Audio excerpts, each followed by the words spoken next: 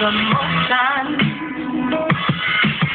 You never seem to know just what to say. You don't know what you really have. You don't know that you're much stronger until there's something getting in your way. It can pull you in, it can push you out, lift you up and then knock you down. Break your face, better shout it out and let them know.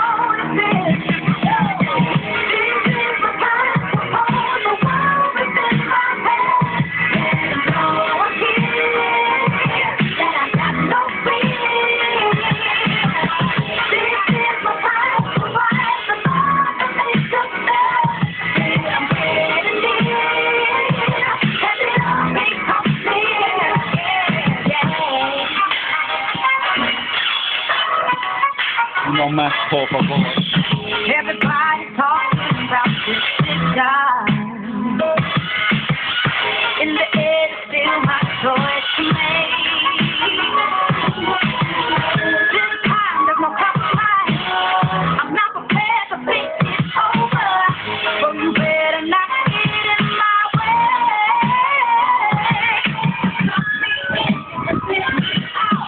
No, I'm not gonna back down.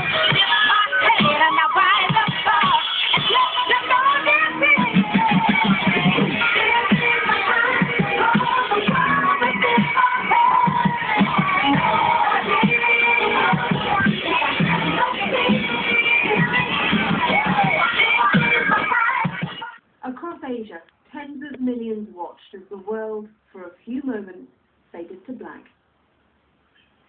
It started at dawn in India, just north of Mumbai.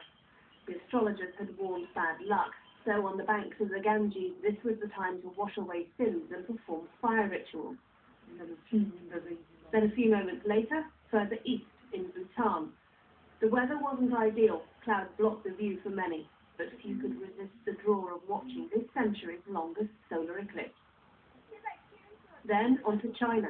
To the ancient Chinese, this was the moment the sun was eaten by a dragon. To modern scientists, it's a rare chance to examine the corona, that's the atmosphere around the sun, which is millions of times hotter. The sun's 400 times bigger than the moon, but it's 400 times further away from the Earth. So, at what's known as totality, the sun is completely blocked out. And just as quickly, the sky is flooded with light. It'll be another 115 years before a longer eclipse, one of the greatest spectacles of nature, will appear again. Emma North, BBC News. Well, I can tell you, Martin, it was an absolutely amazing spectacle. It's the monsoon season here in India, which is why a lot of the country was obscured by those monsoon clouds. And so we actually flew up above the clouds, 41,000 feet. And anyone who's actually been up on a flight will know that the sun is at its brightest. It's really, really brilliant. And so when you actually see the shadow of the moon move across its face and actually get completely obscured, it's just the most fantastic sight in the world. Now, it's interesting, isn't it? Because this flight was along a very narrow corridor, 250 kilometers wide. Yes, that's right.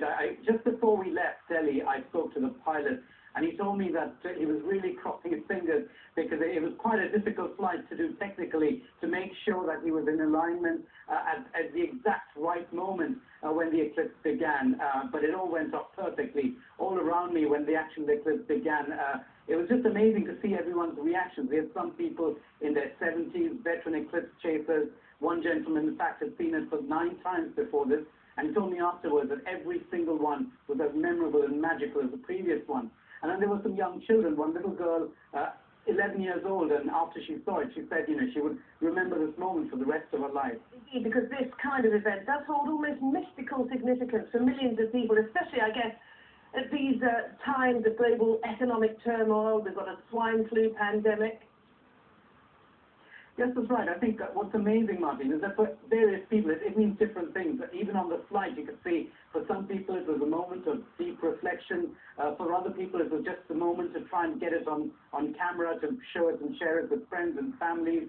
If you're a scientist, and there are a few on board, it was a chance to study the surface of the sun and unlock some of its mysteries.